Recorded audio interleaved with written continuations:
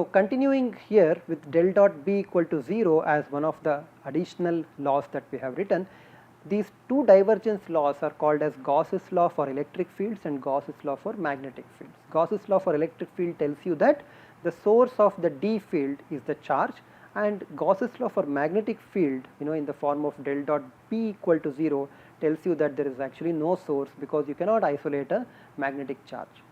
Then we are left with one of the most important laws, which led to the combination, or which led to the synchronization between, or kind of interrelationship between electricity and magnetism, and this law is called as Faraday's law.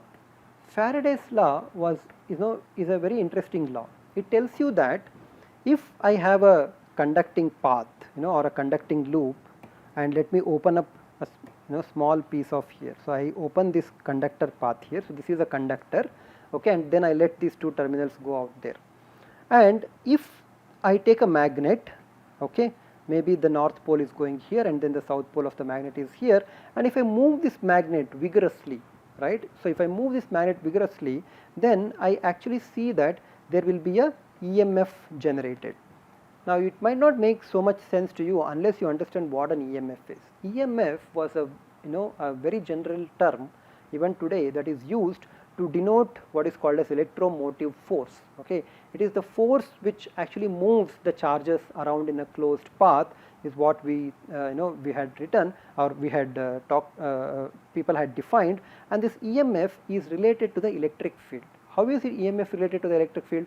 So we relate this EMF, which I am denoting by this quantity. Don't worry what that quantity is. If I take a particular closed path, or take a path, then over that path, whatever the line integral of electric field that I am going to obtain is what by definition is this particular quantity V. Okay, if V is equal to 0, usually V equal to 0 if I were to go over a complete loop, okay, because integral of E dot dl will be equal to 0, as electric field is usually in a static case when things are not varying with respect to time, then this law tells you, or this particular thing tells you, that the EMF developed around a closed path would be equal to 0. That is, you imagine that there is a charge here and these are the electric field lines that are there around it, and if you take this path which is shown in this blue path, you are not doing any work as you move along this arc, because everywhere the electric field will be perpendicular. But when you move along the electric field, then work will be done by the charge for you, and then when you move against the charge, work has to be done by you on the charge. But the contribution of these two would be exactly equal and they would cancel out, and essentially what you obtain is integral of E dot dl equal to 0. Okay. So what Faraday discovered was that this quantity E dot dl would not be equal to 0, there will be a non-zero EMF generated, okay, provided there is a changing magnetic field. In fact, he called it as changing magnetic flux linkage. Okay, there is a certain flux linking to this circuit, and if this flux linkage to this circuit is changing with respect to time, then there will be a certain EMF induced. So in the modern vector notation, you write this as integral of E dot dl, okay, is equal to minus d psi by dt. Okay. What is this d psi or d psi m? Psi m is the magnetic flux density. Okay, it is related to the amount of magnetic field or the magnetic flux that is changing linked to a particular circuit, and the time rate of this change is what is given by the flux. So in fact, the equation should be written not in this way, but it should be written in this way to bring out the concept clearly. It says that the known EMF around a closed path, all the known sources if you were to add, then the total EMF around a closed path would be equal to 0. Okay. So one portion is coming from this E dot dl and the corresponding portion is coming from d psi m by dt. This is the mathematical way of thinking about it. But what Faraday said is that if I take one conducting path or just take a loop, and if I change the magnetic field in with respect to, or the magnetic flux associated with respect to that particular loop with respect to time, then there will be an EMF induced which you can tap and then use. Okay, this is of course the way in which most generators work. They change the magnetic field associated with it.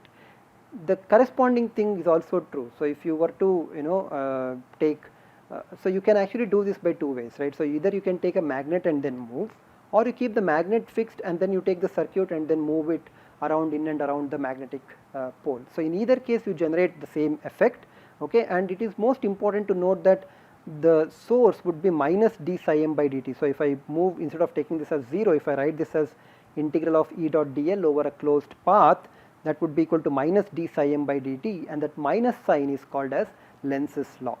So you have totally 4 charges. The corresponding point form for this equation is very simple, that is given by the curl operation del cross E is equal to minus d by dt, and the magnetic flux is related to the magnetic flux density, okay. And what is the magnetic flux density? So this equation would be d by dt of integral b dot ds, okay, or you can rewrite this one as integral of del b by del t dot ds, where del b by del t is the changing magnetic field. So changing magnetic field integrated over the open surface of the contour that is formed by the conductive path will give you the electric field quantity, or it will tell you what is the electric field quantity. So this is a scenario where the electric field around a closed path is equal to 0 when it is in the static scenario, but when there is a magnetic field linking that particular path changing with respect to time, then this integral of E dot dl is not 0. There will be a non-zero EMF generated, and the corresponding point form, as I was writing, is given by minus del by del t, okay. So this is given by minus del b by del t, and this is the Faraday's law. So finally let me just point out all the laws here, okay. You have the Faraday's law, which is curl E equal to minus del b by del t, okay. Please note that E is a function of R and T, B is also a function of R and T, D is also a function of R and T, and H is also a function of R and T. Ampere's law tells you that curl of H is equal to J, the current density. Del dot D is equal to rho v, the source of D field is the volume charge density. Del dot B is equal to 0 because there is essentially no magnetic flux density, okay. There is no isolated magnetic charges, do not exist. So these were the equations which were known at the time of Maxwell. Of course they were not known in this form because vector notation was not invented by J.W. Gibbs until a few years later. So all the equations were there in the original partial differential form, but by and large the physical interpretation, the way to understand these equations was known by Maxwell. So then why is this Maxwell's equation which is now considered to be a cornerstone? It is considered to be a cornerstone simply because the equations as they exist here are not complete.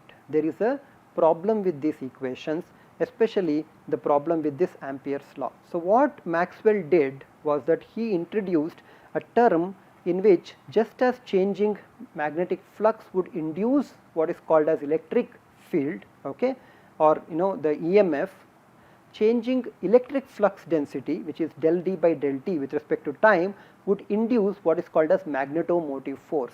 Just as you defined integral of E dot dl over a path as the EMF, right? So you defined this one as the EMF, integral of E dot dl. You could similarly define the MMF as integral of H dot dl, and what Ampere said in the sense was that the source of MMF is always the conductive current, and it turned out that it is not so, because if you take a capacitor, there is no way there is a current in this if it is an ideal capacitor. So then what is happening? Maxwell reasoned that something else was happening, and that something else is what he called as displacement current, and then he put this one into the equation and then completed this set. So they were all lying separately along with this vacuum or this lacunae. Maxwell brought everything together, and we will now study the ramifications of these equations in the remainder of the course. Thank you very much.